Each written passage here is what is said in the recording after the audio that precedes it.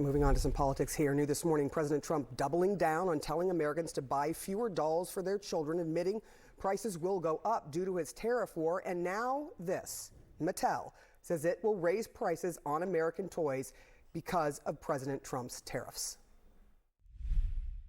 I don't think a beautiful baby girl that's 11 years old needs to have 30 dolls. I think they can have 3 dolls or 4 dolls because what we were doing with China was just unbelievable. Trump's 145% tariff on Chinese goods is slamming the toy industry. Data from the industry group, the Toy Association, shows that nearly 80% of all toys sold in the United States are made in China. Mattel joins a laundry list of companies pulling their full-year guidance due to Trump's economic policies, saying it is harder to predict consumer spending. Joining me now is New Mexico Governor Michelle Lujan Grisham. Thank you so much for being here. Good morning, First of all, I am curious how President Trump's messaging, telling people, look, buy less, buy fewer dolls, it's not going to hurt you, less pencils, is going over with your residents. Well, look, I don't think it goes over well with anyone's residents. In New Mexico, a brand new study says it's going to cost the average families $7,400 additional dollars. And what about the people who work in retail and shipping and manufacturing? This is really about jobs. He promised jobs. He promised job security. He promised lower prices.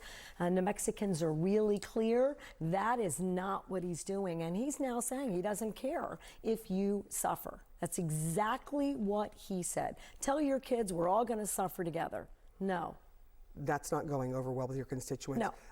There is, a big Trump-induced tariff battle with Canada right now, and the Canadian Prime Minister is meeting with him for the first time. How do you think that is going to go over? And when you're watching that, as someone who has a neighbor that there is another tariff battle with Mexico, what does this mean sort of for your state as you're watching this all go down? Well, I'm hopeful. I mean, I've got to be hopeful because I don't think that this trade war is good economic policy for the country. Frankly, New Mexico and Mexico, that's my largest trading partner, and it's where a great deal of food, and to manage food prices, which are already too high, this spells real trouble for New Mexicans who we've had incredible success reducing food security. Now I go right back, flip-flop in the other direction. I'm hoping that these meetings continue to delay draconian decision-making that's an all-or-nothing design. And I think that as we're watching unfold, thank you for your reporting, that it's a high-stakes meeting, and I think free, fair, transparent trade is the best way to motivate economic success in this country. I do want to ask you something that a lot of people will look back to and they'll say, look, the free trade agreement didn't do what it promised. Do you agree with that? Do you think that there should have been some differences in how that went forward when it comes to American jobs that left the country? Well, I don't think that we do very effective as national policymakers course correction. So when we're saying to companies, look, we want you to keep your prices stable, we want you to make sure that we can see for 10 years that this is what the spending consumer, we can tell consumers and families what it's going to look like. All right. But then you don't incentivize them to create wage growth in this country, and you incentivize other countries to minimize their own wage growth. So frankly, the IRA, the Inflation Reduction Act, was that happy medium. I guess some people don't think it's so happy. I do. It incentivized, right, creating manufacturing. And now New Mexico, #1 in wage growth, particularly in manufacturing. We're the first state to reshore solar manufacturing. Incentives and sticks.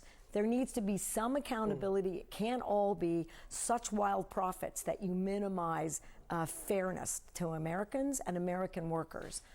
But this sort of pendulum swing back and forth is never effective, and the only people who get hurt is everyday, hard-working Americans who get caught in the middle. Why do we keep doing that? I do want to ask you about what Democrats can do. Democrats in Congress not only poll below Republicans, they poll below the president, and their approval rating, I think, for Democratic leaders in Congress is at 27%. Are you annoyed, angry, frustrated with the leadership of the Democratic Party that doesn't seem to be able to have a message that the American public can stand behind, while at the same time they are showing they're extremely frustrated with President Trump. They are. Well, I don't know that I'm frustrated. I'm more of a pragmatist in this design. People feel like their parties on either side of the spectrum do not relate to their everyday issues anymore, which is why local elected leaders, including governors, right? You can get a Democratic governor elected in a Trump-performing state, Republican majority states like Kansas and Kentucky, because they're actually doing the things that people can relate to: lower taxes, creating more jobs, improving educational outcomes. New Mexico, only state in America, cradle to career, free childcare, universal, free pre-K, universal, free college, 2-year, 4-year, part-time, full-time, building a workforce. You want job security in my state? Then I'm going to deliver that, and I'm not going to do it just on your backs. We're going to do that collectively, working. I think the Democratic Party needs to meet this Trump frustration where we're getting whiplash. Everything's about you paying more. None of those promises have come to fruition, and I don't see that they're coming. Now he's going to cut health care. I've got 840,000 New Mexicans who can lose access. It's outrageous. The Democratic Party keep doing this. Talk to everyday Americans about what you can do right now in this moment to solve their problems. We need to take that agenda to Washington. That's missing. From your mouth to Democratic leadership's ears right here on CNN. Thank you so much, Governor. I appreciate Thank you, you coming Sarah. on. It was great.